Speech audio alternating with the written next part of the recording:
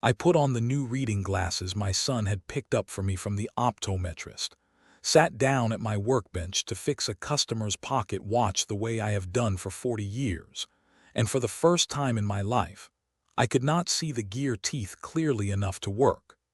3 days later, my car drifted toward the shoulder of Route 9, while a school bus was letting children off 200 yards ahead. And 3 days after that, sitting alone in my garage at 11 at night with a tool most people have never heard of, I found out exactly why my world had gone blurry. It had nothing to do with my eyes getting worse. It had to do with $300 in cash, a hallway conversation I was never supposed to hear about, and a person I had trusted for 37 years. By the end of this story, you are going to know exactly what that tool told me at 11 o'clock that night, exactly who paid the $300, and exactly what I said when I finally sat across a desk from the one person who thought I would never figure it out. And I will warn you now, the way nobody warned me. The answer is worse than a stranger. It is always worse than a stranger. Before we begin, thank you for being here with me tonight. If this story means something to you, I would love to know where you are watching from. Put your city in the comments. I read every one of them. And if stories like mine matter to you, please consider subscribing so you do not miss what comes next. A quick note before we start. Some names and details in this story have been changed to protect the people involved, but what happened and what it nearly cost me on that road is real. My name is Arthur Delacroix. I am 65 years old, and for 41 years I ran a small watch and clock repair shop on Main Street in Brattleboro, Vermont. The kind of business that does not exist much anymore, where people bring you a broken pocket watch that belonged to their grandfather, and you spend 3 hours under a loop with tweezers finer than a human eyelash, coaxing a 100-year-old mechanism back into telling accurate time again. I want you to understand something about that work before I tell you the rest of this story, because everything that happens later turns on it. Watchmaking teaches you to notice the smallest possible miscalibration. A gear that is off by a fraction of a millimeter will eventually throw an entire mechanism into failure, slowly, quietly, in ways the owner will not notice for weeks, sometimes months, until suddenly their watch is losing 4 minutes a day and they cannot understand. You learn, doing that work long enough, to trust the tiny inconsistency your eye catches before your brain has fully worked out what it means. Hold onto that sentence. Somebody in this story was counting on me to ignore that instinct for the first time in my life, and the entire difference between how this story ends and how it almost ended comes down to one night when I refused to. And there is one more thing about that trade you should know. A man who spends 40 years measuring lenses, loupes, and magnification for a living ends up owning some very particular tools. Tools that sit quietly in a garage drawer for years after the shop is sold, waiting, as it turns out, for exactly one job. Remember the garage drawer? We are coming back to it. I sold the shop 3 years ago, not long after my wife Miriam passed. Ovarian cancer, the same as it so often is in these stories, though she was never a statistic to me. Only ever the woman who used to sit in the back room of my shop doing the bookkeeping while I worked, humming songs from musicals neither of us had seen since our 20s. We met when I was 23, just 2 years into running the shop I had inherited from my own father, and she walked in one Tuesday afternoon carrying her grandmother's broken cuckoo clock, apologizing before I had even looked at it for how silly it probably was to care so much about something so impractical. It was not silly to me. I told her the clock could be saved, and it could, and 3 months later, she started coming by on Tuesday afternoons regardless of whether she had anything that needed fixing, and eventually I understood that she was not really there for the clocks at all. We were married for 38 years. She never fully learned to appreciate the technical side of the work, could never quite follow my explanations of escapements and balance wheels no matter how many times I tried to teach her. But she understood something about the work that mattered just as much: the patience it required, the respect for something built carefully by someone else's hands decades or centuries earlier. And she brought that same patience to every part of our life together, including, especially, the last 6 weeks of it, when the hospital room became smaller and quieter with each visit, and she still, somehow, found the energy to ask me about whatever repair was sitting on my workbench that week. On one of those last visits, she took my hand and told me something I did not fully understand at the time. "Art," she said, "when I'm gone, promise me you won't let anyone rush you. Not out of the house, not out of the shop, not out of anything. You've never once been wrong when you took your time." I promised her. I did not know then how literally that promise would end up being tested, or by whom. After she died, I kept the house on Linden Street, the one we had raised our son Preston in, and I kept my old blue Buick, and I kept driving myself to the grocery store and the pharmacy and every other Sunday to Miriam's grave, because those small routines were most of what was left holding my days together. If you have lost a spouse, you know exactly what I mean. The driving is never just driving. It is proof twice a week that you can still carry your own life. My son Preston is 37 years old. He is my only child, and I loved him before any of this happened, and I love him still, complicated as that love has become. And I want to be honest with you about him from the start, because this story does not work if I pretend I saw everything clearly from the beginning.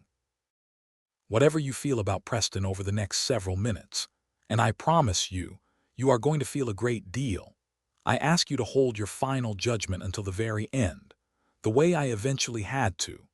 Preston runs a small commercial real estate brokerage 2 towns over, a business that had, for the better part of 2 years, been quietly struggling in ways he had not told me much about. There was one asset connecting his finances to mine, and I need you to remember it because it is the engine hidden inside this entire story. Decades ago, Miriam and I bought a small rental property as a retirement investment, and years later, for tax reasons that seemed sensible at the time, I put Preston's name on the deed alongside my own. Joint ownership. Which meant nothing about that property could be sold, borrowed against, or signed away without both of our signatures, and without both of us being legally competent to sign. File that away. Every strange thing that happens in the next 20 minutes of this story is explained by that one boring line of paperwork. About 4 months ago, Preston started making comments about my driving. "Dad, did you see that stop sign back there? Dad, you're following that truck a little close." I brushed them off the way you brush off a son's worry, telling myself he was simply being careful with me the way children eventually become careful with aging parents. A role reversal none of us particularly enjoy, but most of us eventually accept. At Sunday dinner in front of his wife, on the phone with me on speaker in his car, a witness every single time. I thought it was concern, it was construction. He was building something, one small comment at a time, and I was the material. Then, about 6 weeks ago, Preston offered to drive me to my annual eye exam since he had a meeting in the same part of town anyway. I thought nothing of it. He picked me up, dropped me at Dr. Holloway's office, went off to his meeting, and came back an hour later to collect me, and the new glasses the office had rushed same day, since I mentioned I needed them for a repair job I had scheduled that week for an old customer. I want to pause the story here, because I think you deserve to form your own theory before I tell you what I eventually discovered. A son whose business is quietly drowning. A father whose signature controls a valuable property. An hour alone with a same-day glasses order while that father sits in a waiting room 3 towns from home. What do you think Preston actually did during that hour? Write your guess in the comments below. Some of you are already ahead of me, I can feel it. But I promise you, even the ones who guess the what are going to be surprised by the how, Because the how involved cash, a hallway, and a person you have not met yet. The glasses looked right. Same frames I had picked out weeks earlier, same case, same little cleaning cloth with the shop's logo printed on it. I did not think to question them at all, not until I sat down at my workbench 2 days later to fix a customer's pocket watch. A small favor I still did occasionally for old regulars who could not bring themselves to trust the work to anyone else, and found that the gear teeth I had examined clearly for 4 decades had gone soft and blurred in a way that frightened me more than I let myself admit that first afternoon. I want to describe that moment properly because if you are anywhere near my age, I suspect you have had a version of it yourself. I adjusted the lamp. I cleaned the loop. I cleaned the glasses. I moved the watch closer, then farther, then closer again, running through every explanation except the one my hands were already trembling slightly about. 40 years of precision, and suddenly the world had a softness to it, like looking at my own life through a window somebody had breathed. I told myself it was simply time. 65 years old, eyes wearing out the way everything eventually wears out. The same story every man my age eventually tells himself about his knees, his hearing, his memory. I set the pocket watch aside, unfinished, and the sight of it sitting there, open and half repaired, bothered me every single time I walked past the garage for the next 2 months. Remember that watch. It is going to be the very last thing this story comes back to. 3 days later came Route 9. I got behind the wheel of my Buick to drive to the pharmacy, a straight stretch of road I have driven 1,000 times, and found the white line on the edge of the road swimming strangely at a distance I had judged accurately my entire adult life. I did not have an accident. I want to be clear about that because Preston would later use the word accident more loosely than the truth actually supported. What happened was smaller and in its own. I drifted just slightly toward the shoulder, corrected myself before it became anything dangerous, and only then registered what was sitting 200 yards ahead of me on that shoulder. A school bus, red lights flashing, letting children off at the end of a gravel driveway. Nothing happened. I was never close to those children, and I will not pretend otherwise for the sake of a story. But I sat in the pharmacy parking lot afterward with my hands not entirely steady on the wheel, doing a kind of math no driver ever wants to do, the math of what a slightly longer drift on a slightly worse day might have meant. And I was genuinely frightened, for the first time in longer than I could remember, about my own capability behind the wheel of a car. If you have ever sat in a parking lot doing that same math about yourself, put the word same in the comments. I read them all, and I have learned there are far more of us than anyone admits out loud. Here is the part that still makes my chest go tight when I think about it. That fear, that exact fear, was the product somebody had been manufacturing. Every comment about stop signs and following distance over the previous 4 months had been laying the groundwork, so that when the blur finally arrived, I would blame my own aging eyes and quietly take myself off the road. I came within one conversation of doing exactly that. One porch, one neighbor, one question stood between me and handing over my own independence with a thank you. I did not tell Preston about the drift. I told my neighbor instead, a retired schoolteacher named Dorothy Whitfield, who has lived 2 doors down from me for almost 30 years and who has, since Miriam passed, become something close to the family I no longer had close by, since Preston lived 40 minutes away and rarely visited without an underlying reason attached to the visit. I noticed that pattern long before any of this started, by the way.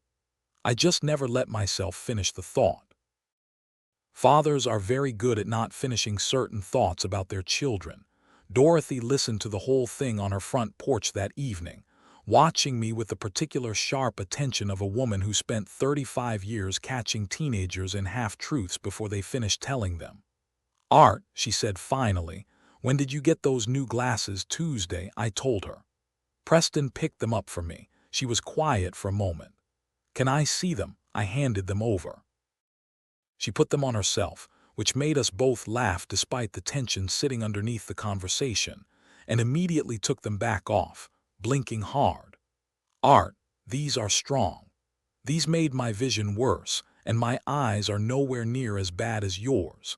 I told her that did not make sense, that Dr. Holloway had been my optometrist for over a decade, that there was no reason to think anything had gone wrong with a routine prescription. Dorothy did not argue with me directly. She never does, which is precisely what makes her dangerous. She simply looked at me over the top of her reading glasses and said, "Art, you spent 40 years telling me that when a watch runs wrong, you don't blame time itself. You open the case. So open the case." I drove home from her porch and I did not go into the house. I went into the garage, turned on the overhead light, and opened the second drawer of my old workbench, the one where a watchmaker's odds and ends go to wait out their retirement. And there it was, exactly where it had sat untouched for 3 years. A small optical instrument called a lensometer, the tool opticians used to read the actual prescription ground into a lens. A piece of equipment I had bought secondhand decades ago for verifying loupes and magnifiers. Back when I still cared about a quarter diopter, the way other men care about a quarter inch on a fishing story. It was 11 o'clock at night. I set my new glasses on that instrument, and beside them, for comparison, my old pair, the ones I had worn for the previous 2 years, the ones that matched the prescription Dr. Holloway had confirmed and only barely adjusted at my exam 6 weeks earlier. I checked the old pair first. The reading matched my old prescription to the decimal, exactly as it should have. Then I checked the new pair. Then I cleaned the lens, recalibrated the instrument the way I have recalibrated instruments my entire working life, and checked them again. Then I sat down on my workbench stool in the quiet of that garage, because my legs had decided before the rest of me had caught up that this was going to be a sitting down kind of night. The new glasses were wrong. Not slightly wrong, not manufacturing tolerance wrong. They were built to a prescription meaningfully weaker than my eyes needed, in exactly the way that would leave close work fuzzy and distance judgment unreliable, especially at dusk, especially on a road. A fraction off, everywhere it mattered. The gear tooth was off, and the mechanism had started to fail, slowly, quietly, exactly the way I had spent 40 years explaining to customers. And standing there at midnight in my own garage, I finally let myself finish a thought I had been refusing to finish for 3 days. An error like that does not happen between an exam room and a lens lab by accident. Somewhere between my exam and my hands, a human being had changed the numbers. And the only human being who had been alone with that order for 1 full hour, 3 towns from where I sat in a waiting room trusting him, was my own son. I did not sleep. But I want to tell you what I did do, because it is the most important habit in this entire story. I wrote everything down. The lensometer readings, both pairs, dated and timed. 41 years of repair tickets teach a man that the measurement you do not write down is a measurement you never took. That single page of numbers, written at my workbench at midnight, would eventually be worth more than every piece of equipment in that garage put together. The next morning, Holloway's office, without mentioning anything to Preston, and asked if I could come in to double-check the prescription, telling the receptionist only that the glasses did not feel quite right. I was told Dr. Holloway was booked solid for the next 3 weeks, but that a colleague at a different practice across town, a Dr. Alina Reyes, had recently opened her own office and was taking new patients quickly. I want to tell you honestly that even then, even with my own instrument's readings written down in my own handwriting, some stubborn part of me kept looking for an innocent explanation. A lab error, a mixed-up order, 2 patients named Delacroix in a town where I have never once met another Delacroix. The mind of a father is a remarkable machine. It will run on impossible explanations for miles rather than take the one road with his child standing at the end of it, Doctor. Ray's office was small, newly opened, tucked into a strip mall near the hospital, considerably less polished than Dr. Holloway's established practice downtown.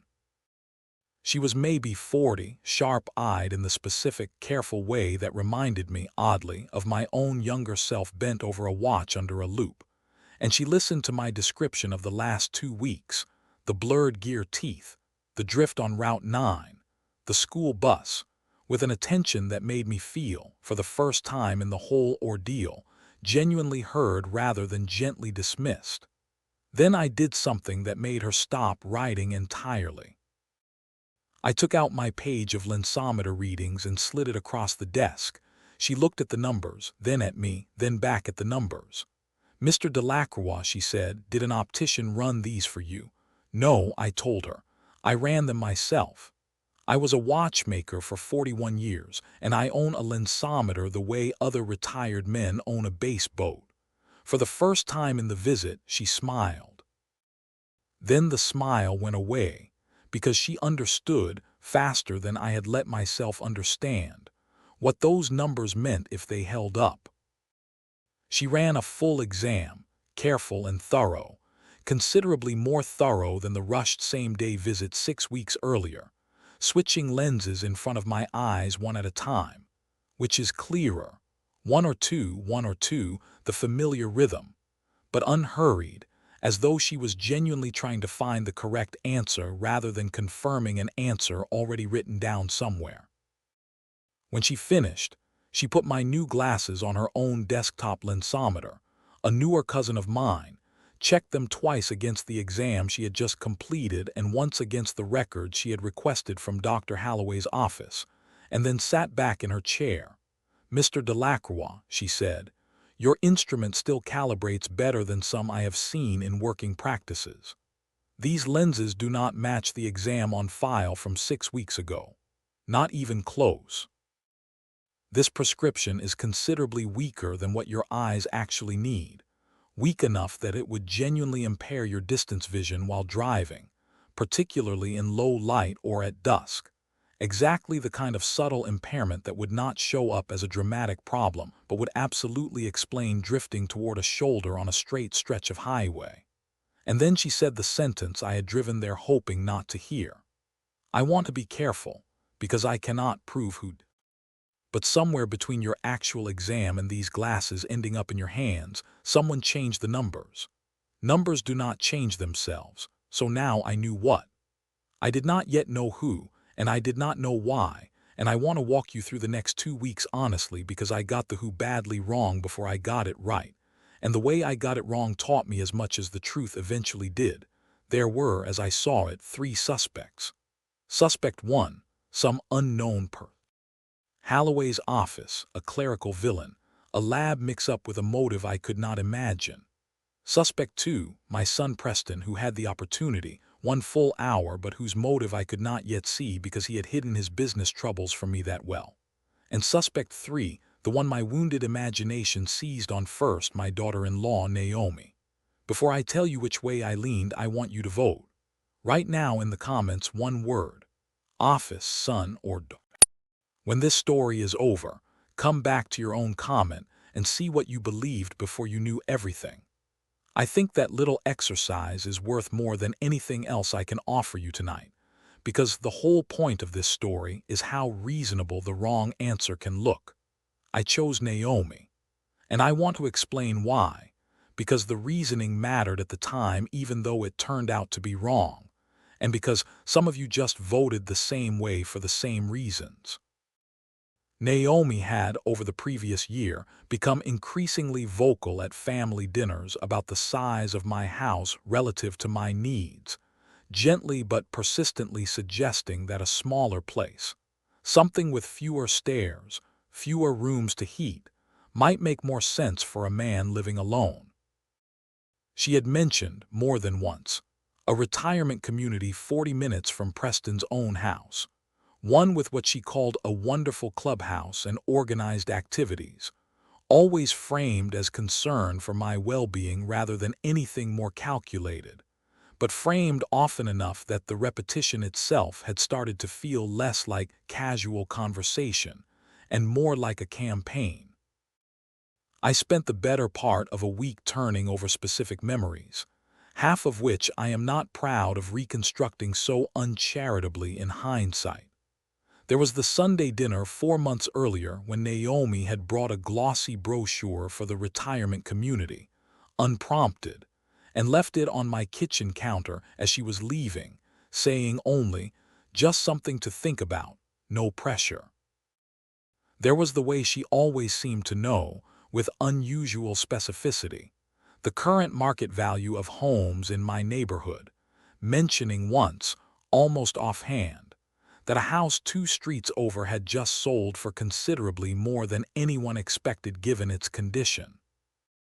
And there was her professional background in property management, a detail that took on a weight in my imagination it probably never deserved, but which, in the anxious, suspicious state I had fallen into, felt like exactly the kind of specialized knowledge someone might use to quietly maneuver an elderly relative out of a valuable piece of real estate 2 blocks from downtown Brattleboro.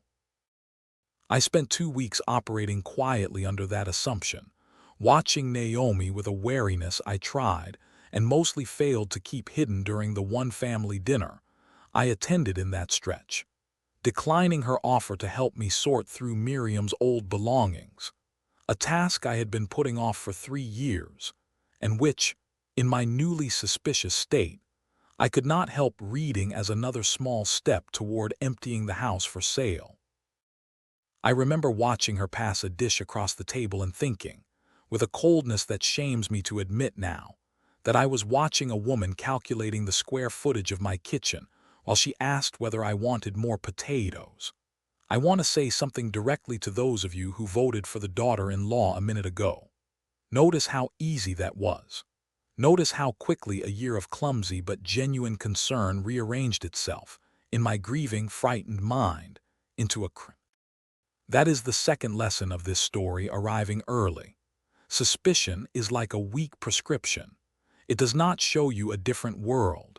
It just blurs the one you are in, exactly enough to make you misjudge the distances between people. What finally corrected my aim was a phone call from Naomi herself, 10 days after my appointment with Dr. Ray's. I almost let it go to voicemail. I answered mostly out of the stubborn manners Miriam had spent 38 years reinforcing in me, the kind that make it very difficult to ignore a family member's call regardless of what you privately suspect them of.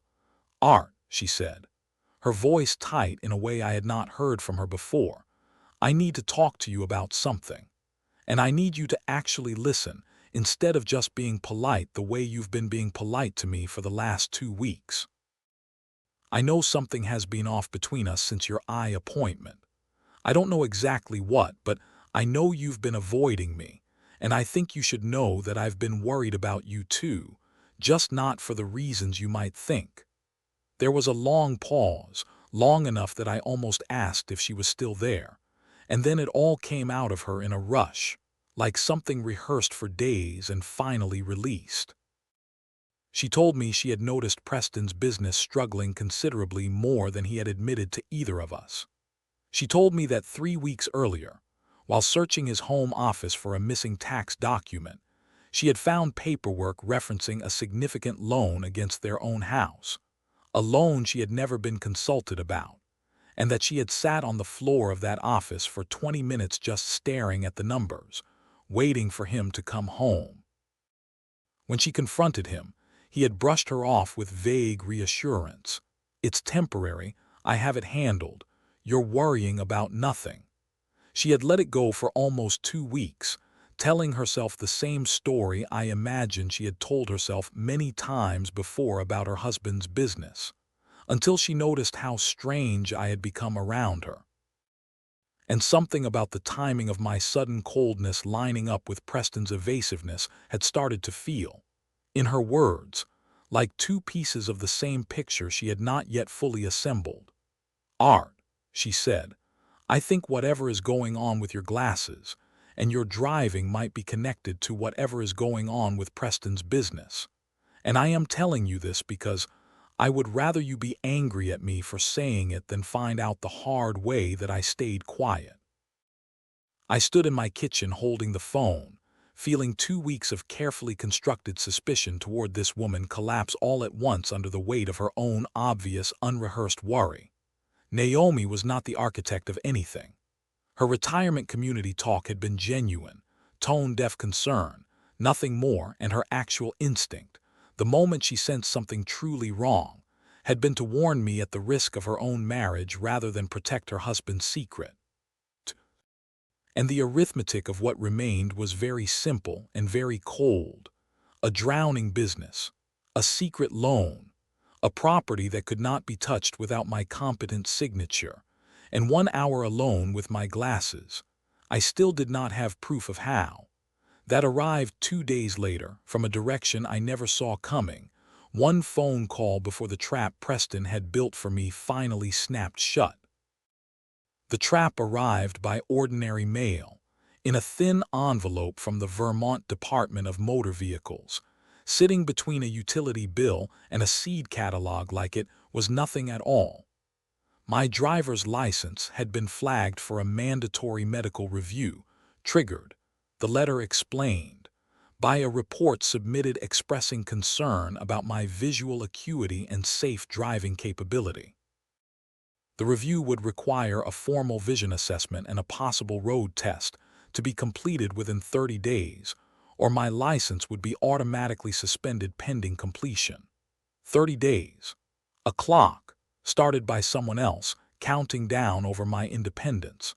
I want you to feel the shape of this the way I felt it standing at my mailbox, because it is genuinely elegant, in the way a bear trap is elegant. Weaken a man's glasses so his driving genuinely deteriorates. Spend 4 months seeding witnessed comments about his driving so the deterioration has a paper trail of concern. Then report him so that an official state process, run by well-meaning strangers, discovers exactly the impairment you manufactured and takes his license with clean hands. And a 65-year-old widower with no license, failing eyesight, and a documented state file questioning his capability is a man whose signature on a property sale becomes very easy to arrange, and whose competence becomes very easy to doubt if he ever objects. Nobody would ever have to raise their voice at me. The system would do it all politely, with appointment reminders. I called the DMV's medical review office, my hands not entirely steady as I dialed, and asked, as calmly as I could manage, who had submitted the report. The woman on the line told me, apologetically, that reporter information was kept confidential to protect people who raised good faith safety concerns about a family member, but that she could confirm the report had come from an immediate family member rather than a member of the public or a law enforcement referral. An immediate family member. I have exactly 2. I had cleared one of them 10 days earlier. I did not drive to Preston's office that afternoon. I want you to know that I wanted to. Every father listening knows exactly how much I wanted to. But 41 years at a workbench teaches you the most expensive mistake in any repair, which is opening the case before you have laid out your tools. So instead, I picked up the phone and called Dr. Reyes, and I asked her what documentation I would need to formally dispute a medical review whose underlying vision concern had been manufactured rather than genuine. She prepared a detailed written statement documenting the discrepancy between my actual exam results and the prescription in my glasses, attached my own dated lensometer readings from that midnight in the garage, which she called, with a small smile, the most unusual patient-submitted evidence of her career, and added her professional assessment that my genuine, corrected vision was entirely adequate for safe driving. She also, at my request, reached out formally to Dr. Holloway's office with one simple question: How does a prescription change between an exam room and a same-day glasses order? The answer to that question called me directly, 2 days later, at 4 in the afternoon, and her voice was shaking. "Mr. Delacroix," the voice said, "my name is Sheila Grant. I am the office manager at Dr. Holloway's practice. I have worked here 6 years. I need to tell you something, and I am telling you before I tell Dr. Holloway, because I think you deserve to hear it directly from me." And then she told me about the hallway. She explained that Preston had approached her privately during my appointment, while I sat in the waiting room reading a magazine about lake houses, and asked whether it would be possible to adjust the prescription slightly before the glasses were ordered. He framed it as a favor related to a family medical situation he did not fully explain. He kept his voice low. He glanced back toward the waiting room, toward me, twice, and he offered her $300 in cash for what he described as a small, harmless adjustment that would not meaningfully affect anyone's daily life. "He told me it was for your own good," she said. "He told me you'd been having close calls driving lately, that the family was worried, that a slightly weaker prescription might actually be safer in the short term while they figured out a longer-term plan. I know now that doesn't make any medical sense at all. A weaker prescription doesn't protect anyone, it just makes things blurrier. But in the moment, with him talking fast and sounding so genuinely worried about his father, I didn't stop to think it through the way I should have. I took the money," she said, and her voice broke completely. "I should not have. I told myself it was a small thing, a favor for a worried son. And then Dr. Ray's office called asking questions, and I looked up what a change like that actually does to distance vision at dusk, and I have not slept a full night since. I keep thinking about what could have happened on a road, Mr. Delacroix. I am prepared to put all of it in writing, and I understand if that costs me my job." I thanked her, and I meant it, because whatever her failure in that hallway, she was choosing now at real personal cost to hand me the truth, and in my experience the people who do that are rarer than honest watch parts. I asked her one question before we hung up. "Would you say it in writing today before anyone has a chance to talk you out of it?" She emailed a signed statement to Dr. Ray's office that same evening. So now, and only now, I had everything. The what? The why from Naomi's discovery of the drowning loans. The how from Sheila Grant in writing with a dollar amount. And the trap itself, sitting on my kitchen table with a state seal on it. The mechanism was fully disassembled on my bench, every gear labeled, and there was exactly one thing left to do. The thing I had been dreading, and I will admit to you, in some hard, cold corner of my chest, also waiting for. It was time to talk to my son. I drove to Preston's office the next morning, unannounced, for the first time in longer than I could remember. I wore my corrected glasses, the ones Dr. Ray's had made. The world was sharp all the way to the horizon. I remember noticing that, walking across his parking lot. I could read the fine print on the leasing sign across the street. It felt like armor. Preston looked up from his desk and startled in a way that told me some part of him had been waiting for this doorway.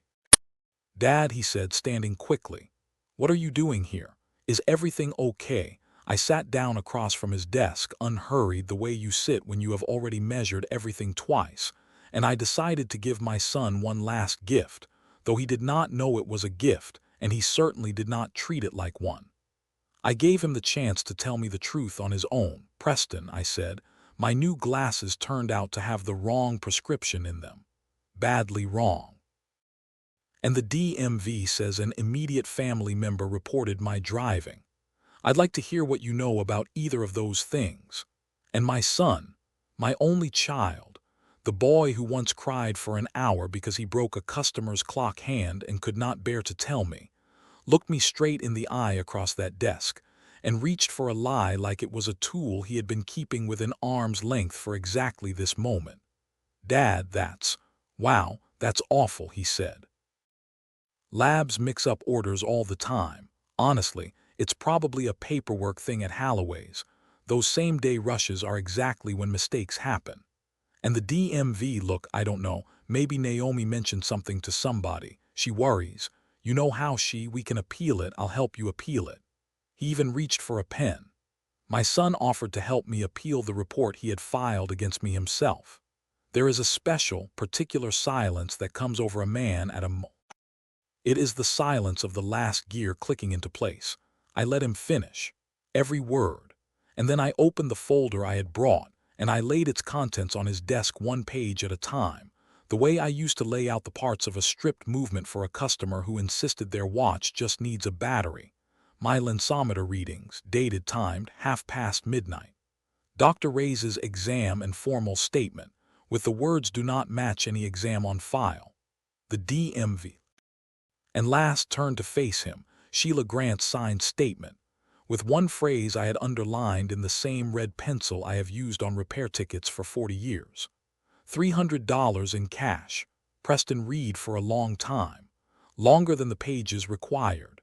And when he finally looked up, the salesman was gone, entirely, the way a stage set is gone when the lights come on, and what was left was frightened and 37 and mine. Dad, he said, please let me explain. And this time, at last, what came out of him was the truth. He told me, haltingly at first and then with the rushed, desperate honesty of a man who has finally run out of alternatives, that his brokerage had been losing money steadily for almost 2 years, that he had taken out increasingly risky loans trying to cover the gap, that 3 months ago a commercial deal he had been counting on to solve everything had fallen through at the last possible moment, leaving him personally on the hook for a bridge loan he had guaranteed with, among others, his stake in the rental property Miriam and I had bought decades earlier, the property whose sale required my signature and my continued, unquestioned legal competence to execute cleanly. He described the specific evening the plan was born, sitting alone in his car in his own driveway after a brutal call with the loan officer, scrolling through old family photos on his phone rather than going inside to face Naomi with the numbers, and landing on a memory of me squinting at a repair job the previous Christmas, complaining lightly about needing new glasses soon. He said the idea had arrived less like a plan and more like a kind of desperate permission he gave himself in a single weak moment, a permission that then hardened over the following days into something he told himself was almost reasonable.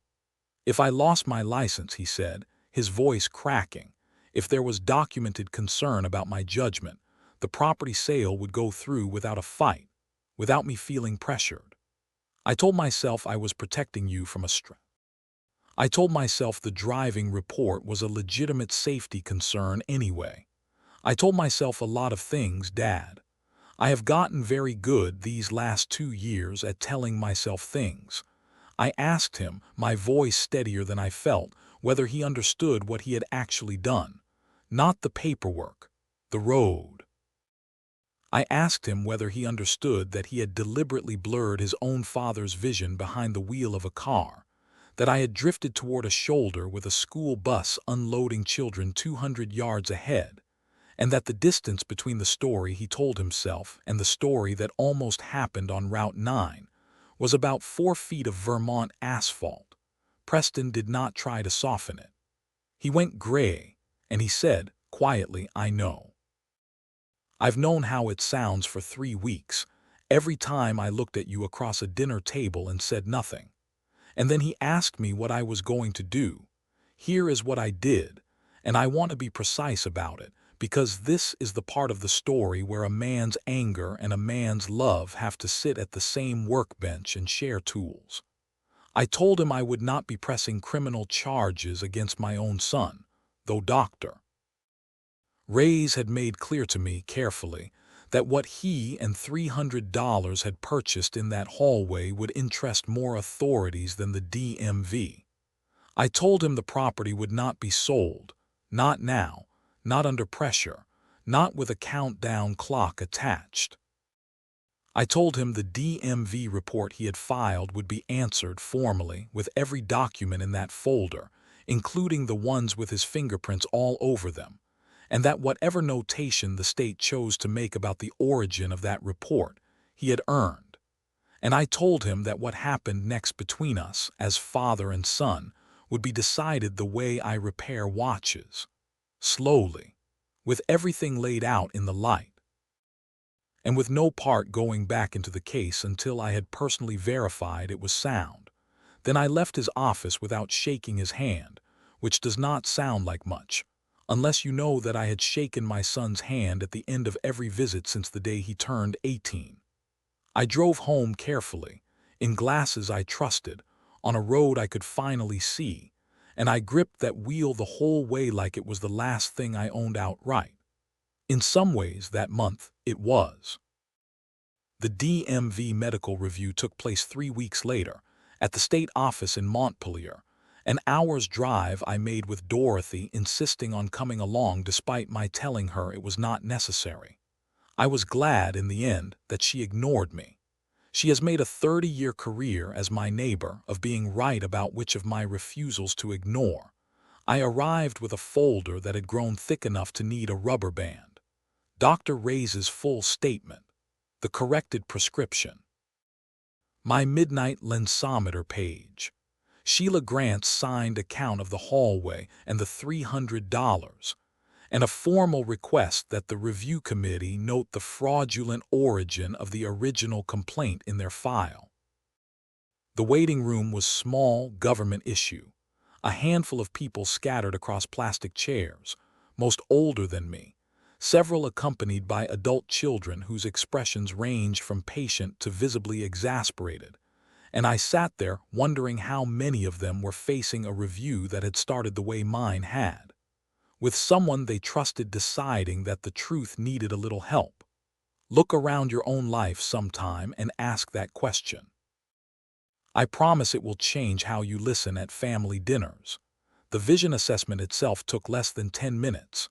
Dr. Reyes's lenses left no ambiguity about my actual capability. The reviewing officer, a calm, unhurried woman named Patricia Nkemelu, who had clearly seen every version of this situation many times, read through the documentation with visible care, pausing twice with her pen hovering, and finally looked up at me over the folder. "Mr. Delacroix," she said, "in 12 years I have never had anyone arrive at this review with their own optical bench measurements. Most people who come through here don't have anywhere near this level of detail about how a vision concern originated."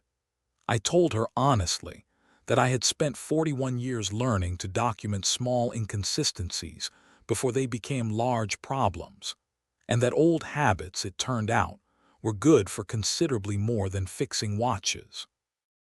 She made a formal note in my file that the underlying report appeared to have originated from manufactured rather than genuine medical evidence, a note that would matter enormously in everything that followed.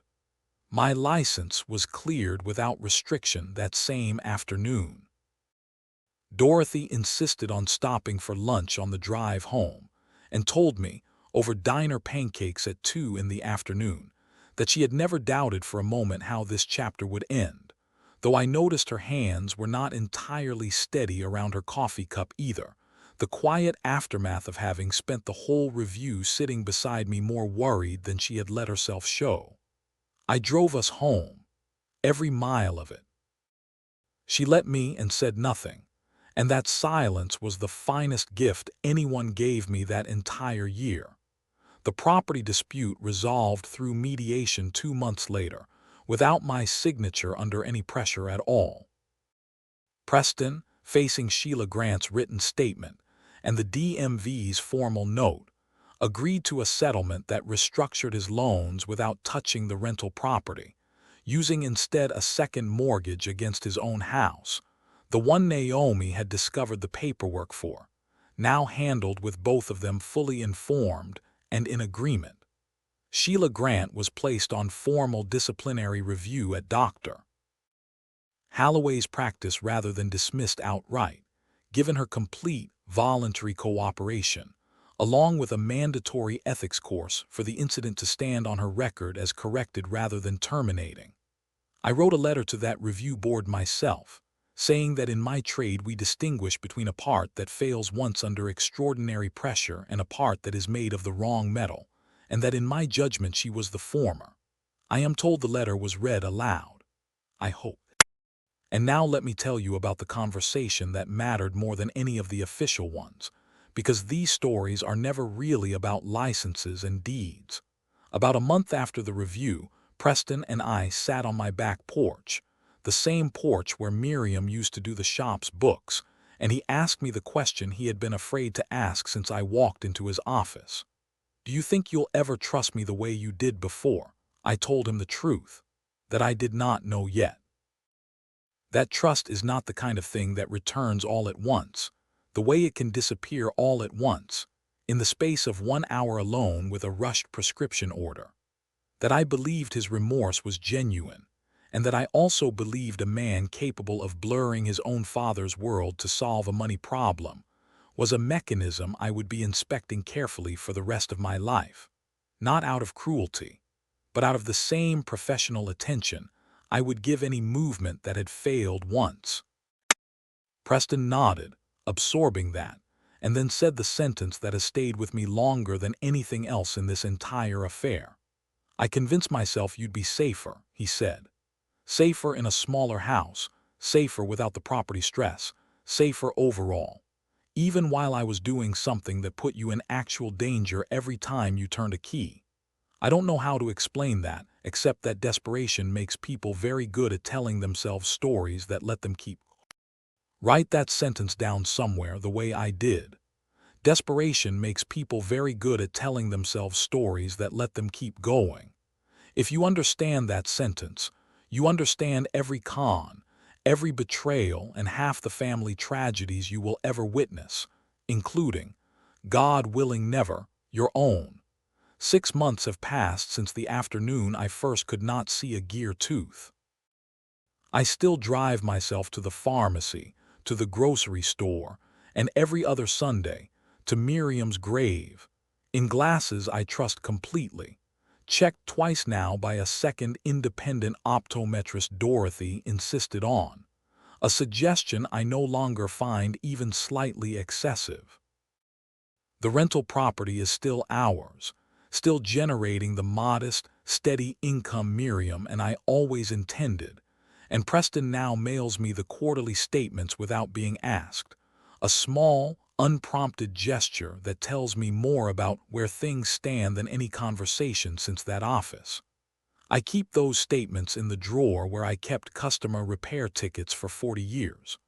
Old habits, new work. 3 weeks after everything settled, I went back to my workbench and finished the pocket watch. The same one.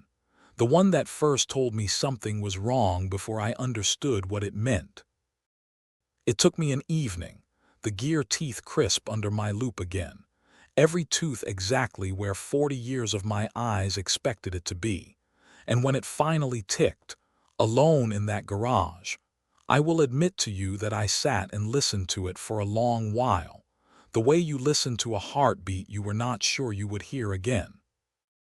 I returned it to its owner, an old regular named Frank Ostrowski, who had waited 2 months without one word of complaint, and told him the delay had taught me something about trusting my own eyes, even when the explanation seemed too strange to be true. He laughed, and said that sounded like exactly the kind of thing a watchmaker would say about his own eyesight. He has no idea to this day how right he was. Some stories you only tell strangers on the internet.